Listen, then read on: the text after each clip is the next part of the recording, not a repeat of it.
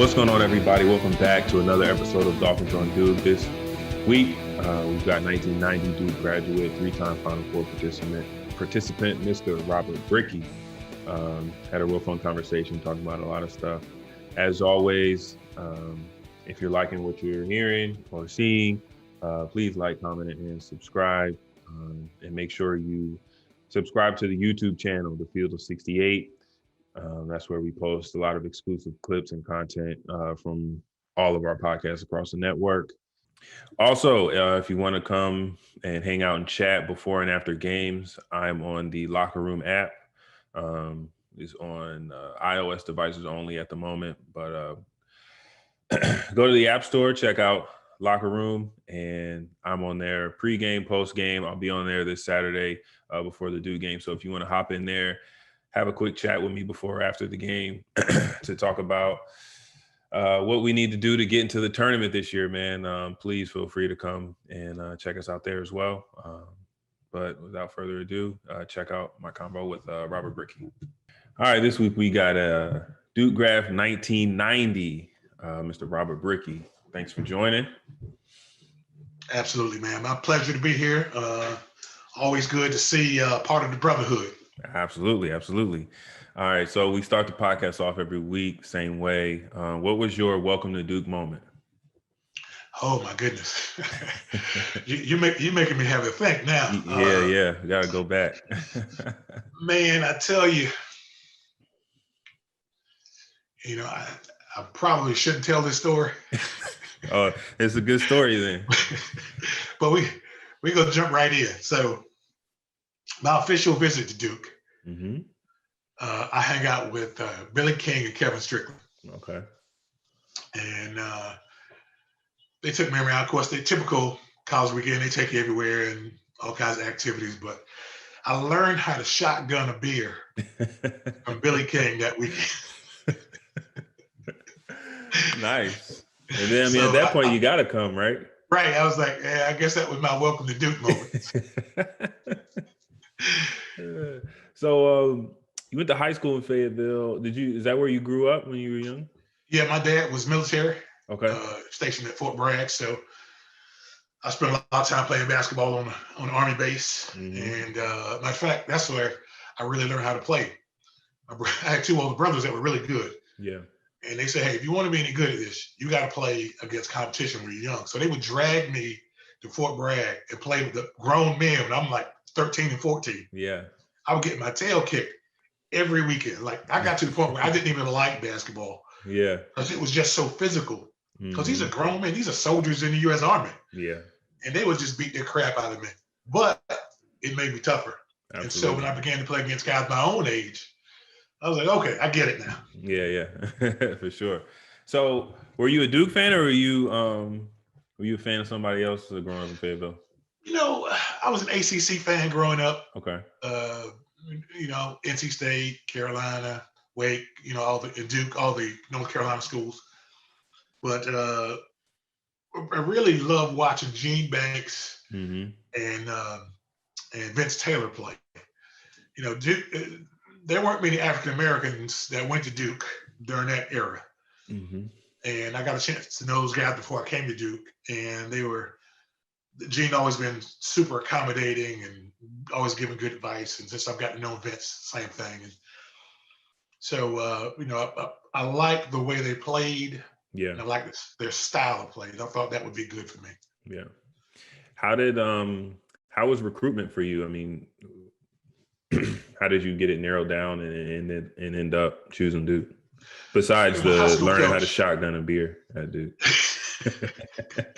At some point that skill is going to come in handy. I haven't figured out when, but at some point, my high school coach told me, he said, "Man, listen, this is going to get to be where it's a distraction for you. So you probably, I'm not telling you what to do. He left the ball in my court, but." He said, you probably need to narrow it down so you can focus on the season and the academics. And that way you don't have phone. Because back then, man, the rules were completely different. I mean, my phone was just ring off the hook all night long because the rules were different. But and he was right. And I was like, yeah, you're right. I need to narrow this thing down. And I used to drive up to Durham. Me and a couple of my buddies from high school, we go watch Duke play. That was Johnny Dawkins and Henderson, Billis, Gallery, Amaker. And so we went to many Duke games. Duke was ranked. That's the year they lost to Louisville in the finals, 86. And but that year they were ranked number 1 for a long time. And so there was Carolina was ranked in top 10, Notre Dame, NC State was really good, and somebody else in the conference. So I drove up to watch those games, and it was amazing. It was Maryland. That's what it was. They had Len Bias. Yep, Len Bias. So just some unbelievable basketball, man. I was like, wow, this is great. So, and I really liked Coach K's approach. He was my dad was military. Yeah. So he was looking yes sir, no sir, certain amount of structure and rules and discipline, which is what I got at home. So it wasn't even a big deal for me. My dad was way worse. But, so, I looked at a bunch of schools, but I wanted to be close enough where my parents could see me play. And it got down to, really narrowed it down. I wanted to stay in the ACC. So wasn't crazy about Carolina. State was all right. So Duke emerged as a leader. And I think I made the right choice. Yeah, I'd say so. Well, you had to say, similar experience. So yeah. So you're a high flyer. Do you remember? Do you have a story from your best high school dunk? Best high school dunk, man. I know. I'm taking you back a little bit. Man, yeah, I'm old now. So my senior year, we were ranked like 10th in the nation. We were really good. I mean, we had our starting lineup my senior year was 6'9", 6'7", 6'5", 6'3", 6'2". Good grief. And we ran through our conference. I mean, it wasn't even like, I don't want to play like 2 quarters. I played like first quarter, third quarter. I mean, we'd be up, but it was out of hand. So, and we had a really good, it was just fun, man. We ran and pressed, and so it was a lot of transition, and it was a lot of dunking and lobs and all that kind of stuff. Not just me. We had some talent. So we had a really good point guard. So I don't know about best dunks, but we had a lot of. Matter of fact, Antonio Johnson played at Wake Forest. He went to Pinecrest High School, Southern Pines. They come to our gym, first round of state playoffs. And Antonio and I were good friends. And I say, hey, man, don't come in my gym, start tonight. And we just teasing each other for the game. They catch me on a back pick, about 6 plays a game. He goes for a lob dunk. I was like, okay. I'm taking the ball out. I said, I don't care who's out there. Just throw it up there. I said, I don't even care. Just throw it. I don't care. I don't need a signal. I'm running straight to the rim. And the next play, he throws it up there, and I catch it on 2 guys, and tomahawk it, and that gym's going nuts. Oh, man. So we had, those were some really good times, man. A lot of fun times. You had it on demand like that, man. It was a little different. Well, man, I was 6'5", and I was a wing. So, that was unusual in high school. Absolutely. Yeah. So I'm going to give you a chance to pat yourself on the back. Being the OG Coach K high flyer, are you the best dunker in Duke history? I'm going to say I'm in the top list. I'm in one of the best, but the game evolved and dunks evolved. Yeah. You had some guys like who's the guy transferred from Rutgers? Oh, Dante Jones. Man, it was some other guy. Yeah, but I don't know who was the best, but I think I was among the best. Yeah, absolutely. I had to check a couple of YouTube videos out of you. Right. I saw a little. You doing some stuff up there, man. That was fancy for the 80s. Now, of course, that by the time you got in the 90s and 2000s, that was played out. All right, so you go to 3 straight Final Fours while you're at Duke. What was that like? I mean, I got to 1. I thought, we did something kind of cool. What was it like to get to 3 of them? Yeah, my freshman year, we lost to Indiana, who ended up winning the national championship. And we learned some things that year. Mm-hmm. And then, my sophomore year, we had a lot of returners back. Danny Ferry, Quinn Snyder, had a decent freshman class, Billy King, Kevin Strickland. So we had a good depth and good talent. I thought we had a chance to make some noise, and that year went well. It's weird because it was the norm to win 25 games, 25 to 30 games, and run to get to the Final Four. That became the norm. Yeah, for sure. And we had some great experiences. That one of the things I wish I could have done though is, matter of fact, I was cleaning the other day. Like I found 2 of my Final Four rings. And I was like, man, this would be great for one of these to be a national championship ring. Mm-hmm. One of the things Coach K says, that matter of fact, at the K Academy is, once you're a champion forever. Mm-hmm. And that is so true. But, I think we did our part to keep the legacy going. Absolutely. To attract the next group of guys that came in, Grant Hill and Thomas Hill and those guys. And Bobby Hurley, Billy McCaffrey. So I think we did our part. Yeah, for sure. I mean, yeah, you guys were your class was right in that mix of where Duke, you could kind of see it becoming what it ended up becoming. Right. I don't know, could you feel a change happening in, while you were there? Or was it just like, business as usual? We're just going out and trying to win games. Well, no, it wasn't business as usual then, because that class of 83 really put Duke on the map. Mm-hmm. But the bar had been set, and we knew what the expectations were. Yeah. Coach K is great with setting expectations and helping you understand how we're going to get there. That's that military background. A lot of people won't understand that unless you understand the military. Yeah. But chain of command and all those things. So it was a great experience. It was fun, and like I said, like the discipline didn't bother me because my dad was a drill sergeant. Yeah. And so it wasn't nothing. My dad he would want me to figure out what he was saying before he finished saying it and already start doing it. Yeah. so that's the kind of household I grew up in. So I was used to that kind of environment. Yeah. So like I talked to Kenny Denard. I saw that, man. That's like, you really set the bar low. I was like, listen, I can't fail on this day right here. If you start out with Kenny, I watched some of it.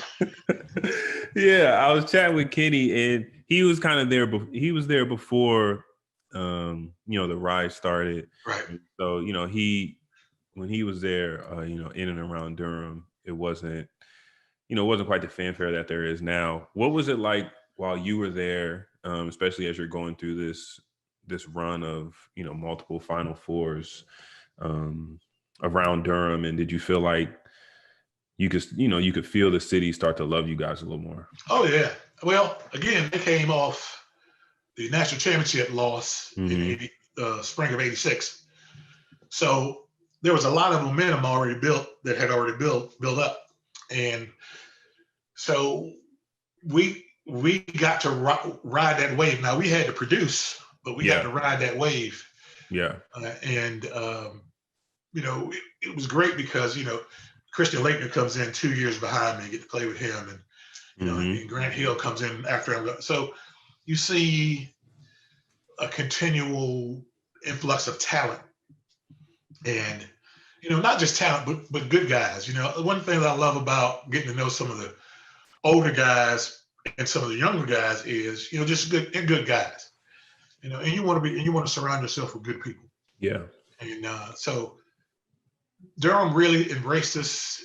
We had a great time, and the students were amazing. Matter of fact, when I mentioned earlier, we used to ride up and watch them play when I was in high school. So one of my first games, we go see them play Notre Dame in the spring. It was a non-conference game in the spring for some reason. And Notre Dame was ranked like number 10. They had David Rivers. Mm-hmm. And amazing game. So we pull up and they've got tents everywhere. Yeah. Now this is before they put a lot of regulations in place. So it was kind of not the Wild West, but it was a lot more free spirited back then. Yeah, for sure. So we pull up, we see portable hot tubs, kids grilling out, ordering pizza, throwing fruit, and they're drinking kegs of beer, and I was like, "This is college." I was like, duly noted. I'm gonna. And so I had a couple of my buddies and so we got back, and they were like, "When are we going again?" And it became a thing. We went to as many games as we could because it's, we got to probably in February, our season had ended. Yeah. And so we got to catch some of the Duke last few games and then ACC tournament on up to the national championship. So that was a ton of fun. Yeah. So you mentioned the Crazies, and Kenny has some good stories for us about the Crazies back then. What were they like in your tenure? Were they crazy? Oh God! So that first trip where we see all the portable hot tubs, we walk in the gym, we get there a little early. What games they're playing NC State and one of the state Lorenzo Charles had gotten in trouble for beating up a pizza guy. Yeah. So we walk in the gym. They're throwing tennis. The teams haven't even come out yet. They're throwing tennis balls back and forth across the gym. Like, what is going on here? State comes out, warm up. They go to the benches. They do the starting lineups. They announce Lorenzo Charles. And on cue, they start flinging pizza boxes. Oh my goodness. Onto the floor. Oh my goodness. And I'm like, what? And that wasn't the most impressive thing about it. Was on cue, a cleanup crew came out there like a NASCAR pit crew and I'm telling you, they I guess they knew it was going to happen. Yeah. And they went out there and bam, and cleaned them up. And then the second time they played State, they had been selling their shoes that they had gotten from the athletic department. Mm-hmm. So the shoes came. So the second time they played, they announced the lineup. They throw shoes on the floor. So I was like, I love this place. I gotta go there. So the Crazies were indeed crazy. They were crazy. So that was, of course, high school. But then, it kind of calmed down because, they had to put some regulations in place. Yeah, it needed to calm down. Yeah, but they were still great. I mean, loud, obnoxious, so they were phenomenal. So your senior year, you guys played a hell of a game against UConn in the regional championship game with Laettner obviously being Laettner and hitting a big shot. What do you remember about that game? Man, I tell you, it was weird. We're waiting. I'm not sure who we played before we played UConn, but we're in the tunnel. UConn's playing somebody, maybe Princeton. I can't remember. But so we're standing there in the tunnel waiting for that game to end so we can play. And it's bananas down the stretch, back and forth. And Tate George hit a shot, maybe a three, late in the game to win it. So they go bananas. Mm-hmm. We come out, play, and we win, and we got to turn around and play UConn. So the same kind of feeling from the game UConn had the previous game was the way it went in our game. And of course, Laettner hits the shot. It's a big thing. We go on to the next round. So it was really just great basketball. One of the things I enjoyed about that was, you get to play conference foes all the time. Yeah. It's rare that you got to play the Big East. Mm-hmm. And the Big East was the Big East back then. I mean, it was a very legit league, one of the best in the nation. So that was fun because we got to watch it on TV, but we didn't get a chance to compete. So that was fun time. When you got into high leverage situations like those in those games, tough games down the stretch, what was your mindset like in terms of, nerves and things like that? I wasn't one of those nervous guys, man. I just love the game. I love to play, and you know, I had two older brothers, so I was a squirt in the family. But I grew up competing against them in the backyard, Mm-hmm. and just the joy of. In fact, when I got old enough to be able to compete with my brothers, was a big deal because my brothers could really play. My oldest brother, actually, he had some football scholarships, but he went on academic scholarship. Then my middle brother went to school on track scholarship and played basketball. Wow. So we had some athletes, not bad. Yeah. And so I think that was the toughest time of my life, trying to just get to the point where I could get their respect in the backyard. Mm-hmm. I was like, everything else is gravy. So and then going to Fort Bragg and playing against some of those guys. We used to play some against some of the all Army team. Some of those guys would come out there and play all the time. And so I was like, man, I think that was as tough of a stretch of basketball as I ever had in my life. And so, the only time I remember being nervous, my first ACC televised game was at UVA. I'll never forget that. I was a little nervous there because I wasn't used to being on TV. Yeah, yeah. But other than that, doing that big a deal to me. Yeah. So 1990, you guys get to the championship game, run into UNLV. Yeah. Well, I mean, going into that game, what is it like when, you're watching the tournament and you're seeing UNLV just run teams over? Yeah, I mean, like, how do you go? What's your mindset going into that game? Well, I felt like we had a chance. Now, we had to play well. I mean, we had to have a lot of things go in our favor that night. Make shots, not turn it over, don't get killed on the glass. And we did none of that. Yeah. So it was a long night, man. Yeah. One of those nights, and I can't remember another time in 4 years where we had a night like that, where the wheels just fell off. Yeah. And we could just do no right, and they could do no wrong. And man, so it was frustrating because, okay, maybe we're not going to win, but at least let us show well. We didn't. Not that we didn't compete. It was just one of those nights, man. Yeah. I'm sure you had those. Oh, yeah, absolutely. You can shoot the lights out of the ball. I mean, you personally. And there's some nights you can't find it, man. Yeah, it's just not. You shot a million jumpers. But this night I could not find it, and that's what happened that night. Man, we collectively, we didn't have it. Yeah. Now I feel this pain because it happened to me. But what was it like for you to graduate and then the team right after comes back and wins? Yeah, that was different. I remember watching that game, but I think they had a blueprint. Yeah. And that makes a difference sometimes. When you watch a team, you can break it down on tape all you want to, but sometimes when you get on the floor, it's a different story. And then, you add some quality talent to the mix. They add some quality talent to their mix. But you have a blueprint. You're like, okay, they got us last year. Yeah. But I've got some ideas. Watching them up close, I think, Coach K is a master at dissecting the opponent. I think he got that from Bobby Knight. When I was a coach, I coached when he was at Texas Tech. I was at Southern Methodist in Dallas.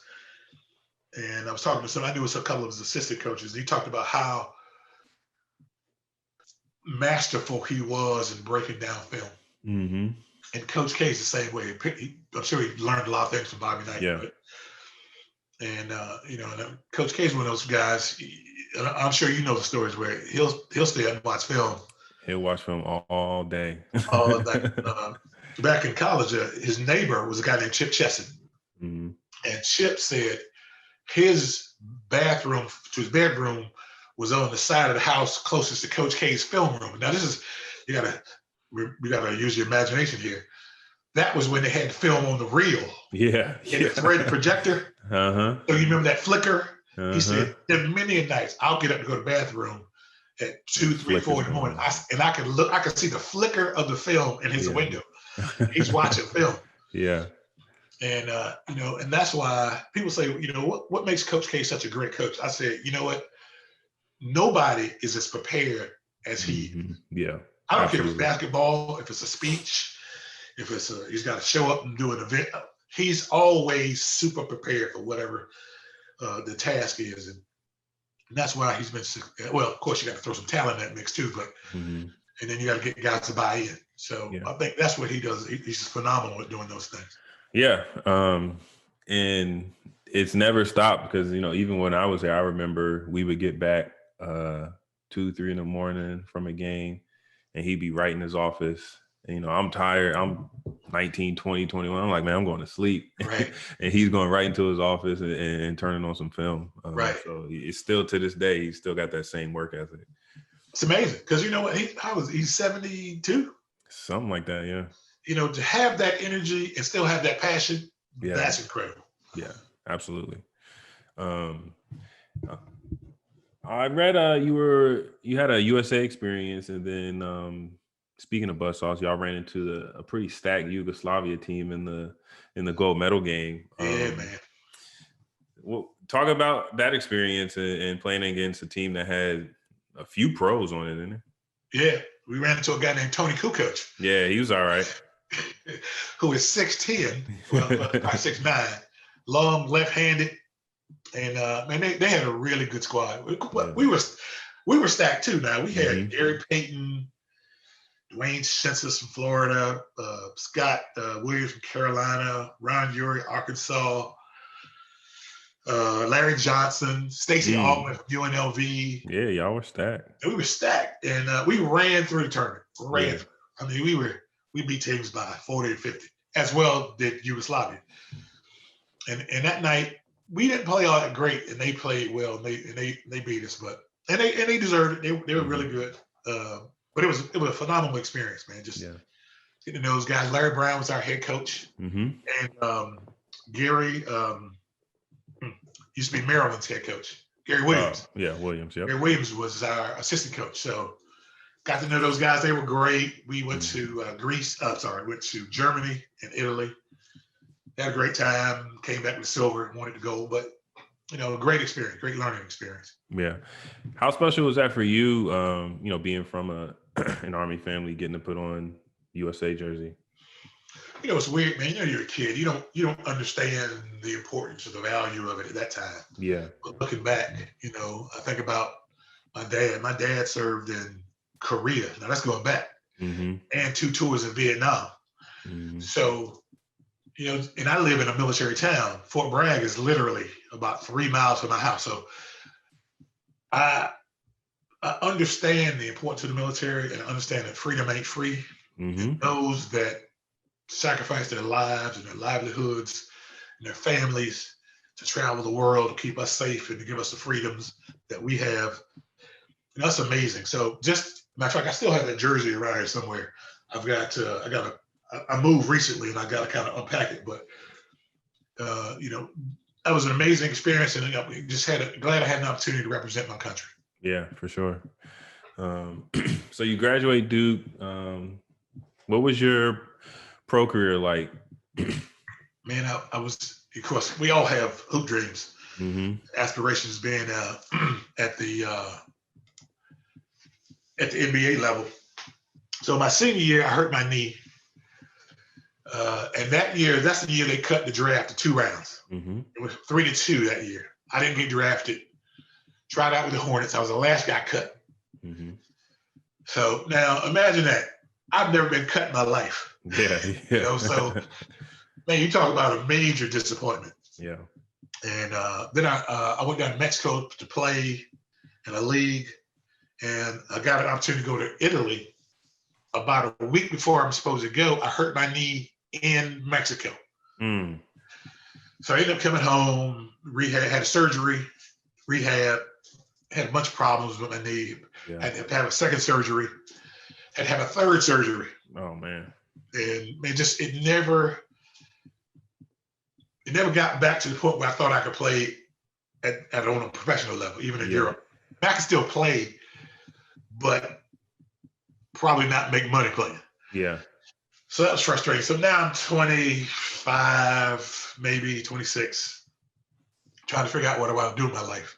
And so that was a difficult time, because for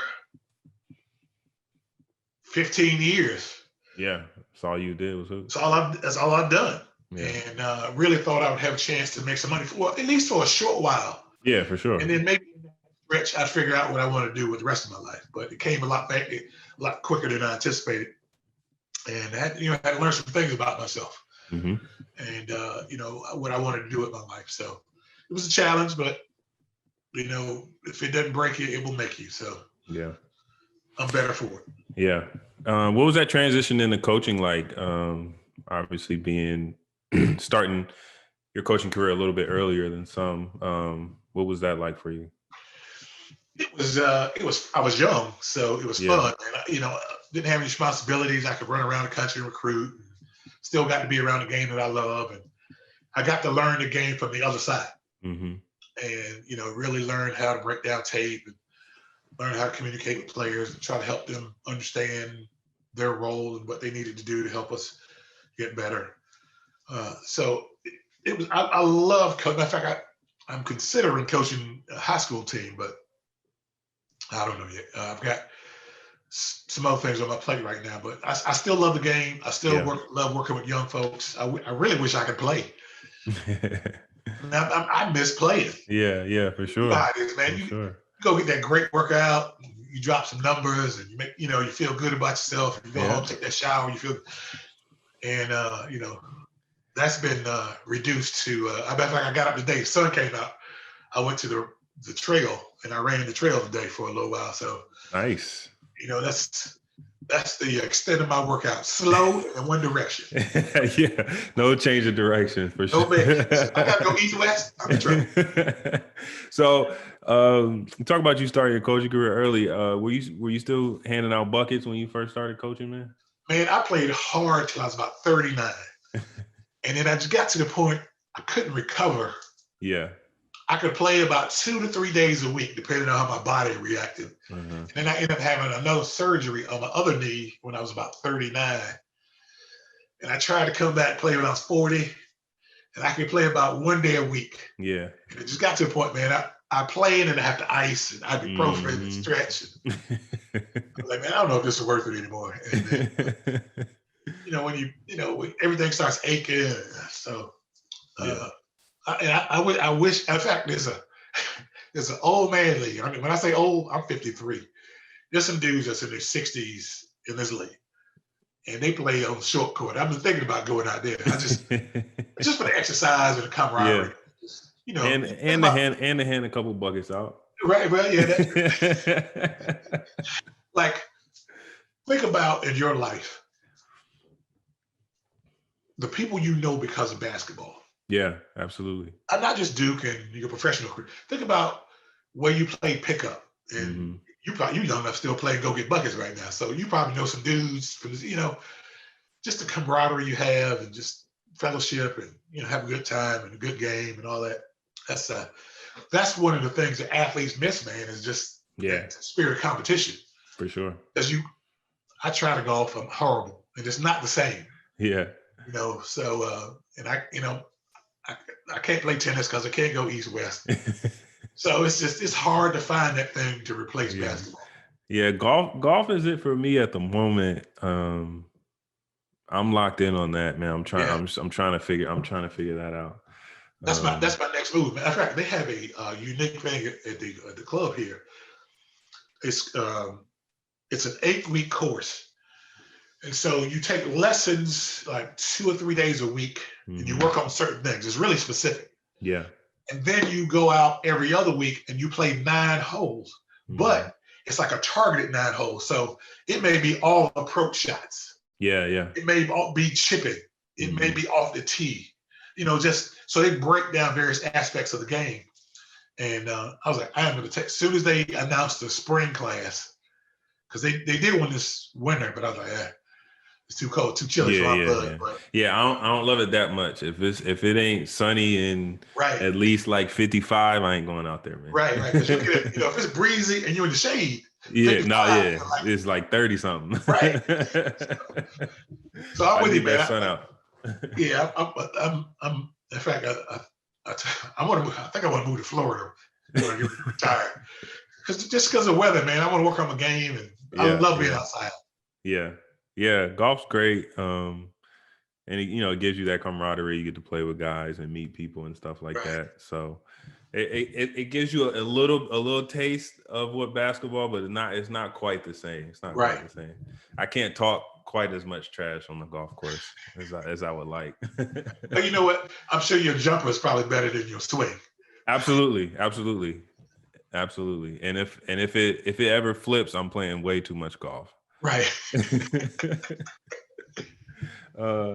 So you coached in a bunch of different cities. What was your favorite city that you visited when you were coaching? And Dallas, when I was at Southern Methodist University, I was Yeah. 32. I can still hoop. And you've been to Dallas, man. Dallas is a great city. Dallas is awesome. Young and progressive, and everything came through. I love jazz, so always a nice jazz concert to go to. Good music spots, good dining. Oh, man, I love Dallas. Matter of fact, some days I think I should have never left. Yeah. Yeah. Dallas is awesome. So what are you up to now? Man, I do about 3 things. They all interrelate. So I'm a wealth advisor for LPL Financial. So I help people manage money, invest money, financial plans, do life insurance. Okay. That goes along with that. And then I also work with another group where I do employee benefit packages. So we'll go in, if you've got a small to large group, we'll come in and put in whatever you need: medical, dental, vision, long-term care, disability, all those things. So it's all financial services, but I have an independent book on the securities and life insurance side, and then I do benefits on the other side. Okay, cool. Since you're in investments, have you been keeping up with the crazy stock market the last few days with GameStop and all that? I don't generally follow individual stocks. Yeah. And here's why. And I have people call me about it all the time. Yeah. And this is my answer. I'd be happy to connect you with somebody that can do those transactions for you, but I will not do it. They'll say why. I'll say because what's going to happen is you're going to watch the market, and if it drops 10 cents, you're going to call me. Yeah. I'm not going to answer that call. So, if you want to do it, I'll connect you to somebody, but I'm not, I've got to a point in my life where I got enough going on without you calling me to worry me about a stop. And I was like, listen, you don't have the money and the time, because you don't get rich overnight buying stock. No. Stock is a long-term play. Yeah. And, you got to have time. So, if you look at the history of the market, it's got its ups and downs, but over the course of history, it's always outpaced inflation and the bond market. So you got to have time. You can't buy it today, and in 3 weeks it's gone down $1, and then you worry about it. Yeah. It takes time. So yeah. I try to avoid those situations if at all possible. Were you always interested in going into that realm of business? No. This is how it happened. I was coaching in the pro league in Canada, and I came home to check on my mom, and I realized my mom had got to a point. I was like, man, she can't manage her affairs on her own. So I was like, I'm going to move back home, help take care of my mother. So I knew I needed to change careers. I knew I was going to have to get out of coaching. My mentor was an advisor. God, he started out probably the 70s. And there, of course, there are not many African Americans advisors today, let alone in the 70s.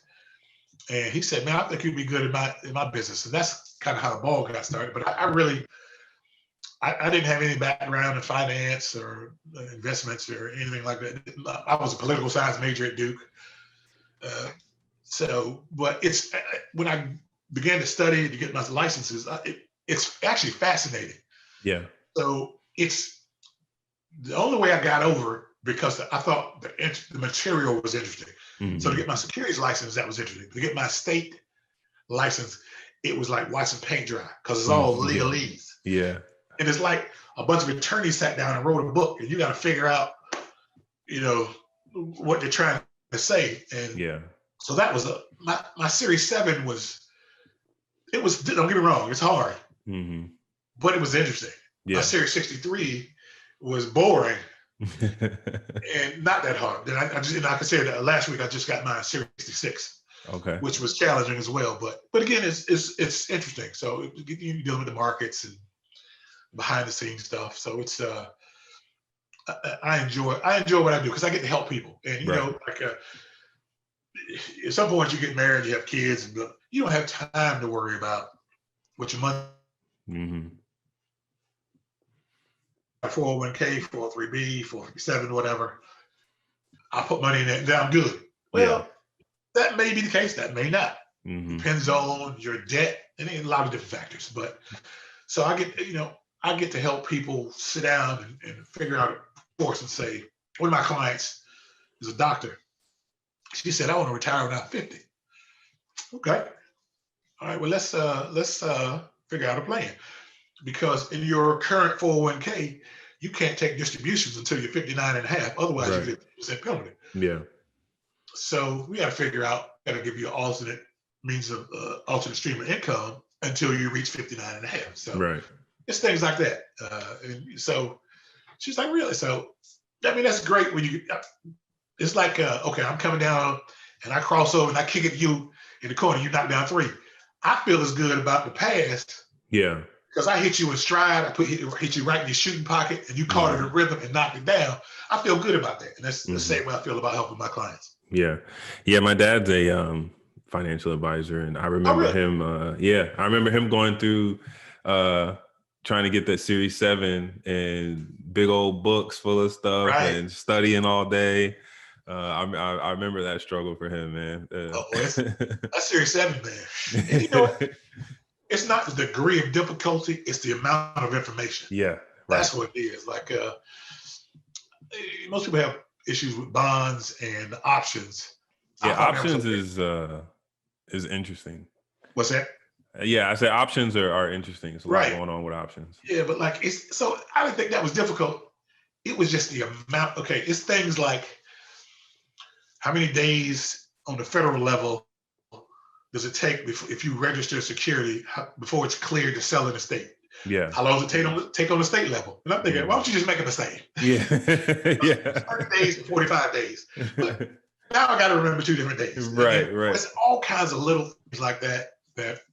That's what worries you. Like it's like all these things that to me don't seem to have a bearing on what I do. Yeah. Absolutely. I don't have to register security. That's not what I do.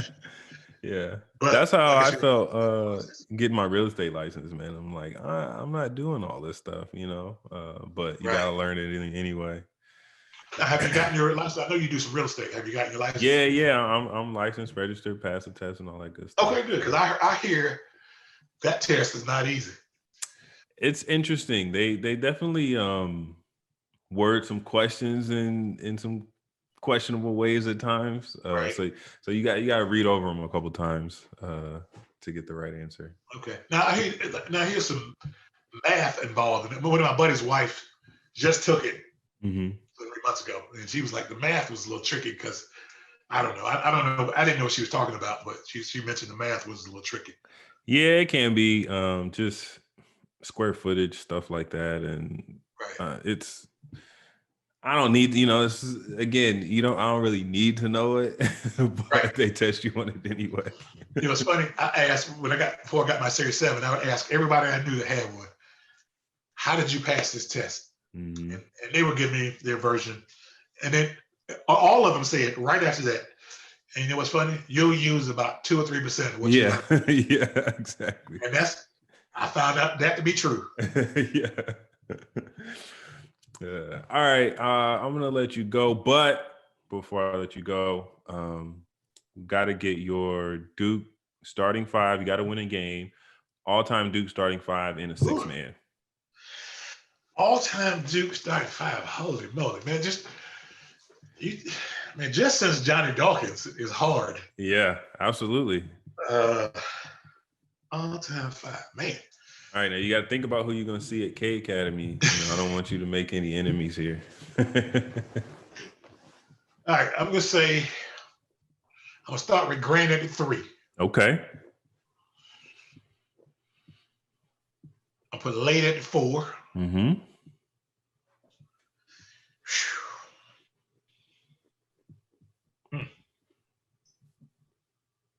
Jason Williams at the 1. Ooh, okay. Whew, man.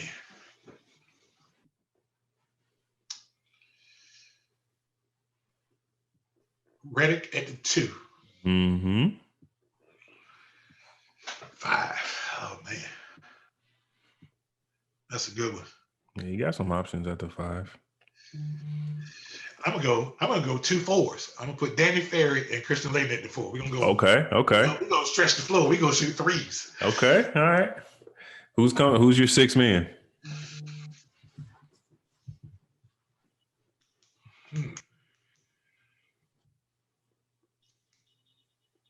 6 man. Whew. It's just, it's weird. I was talking to some folks earlier today about Duke. I was like, they all start to run together. It's hard to remember classes. It's been so long.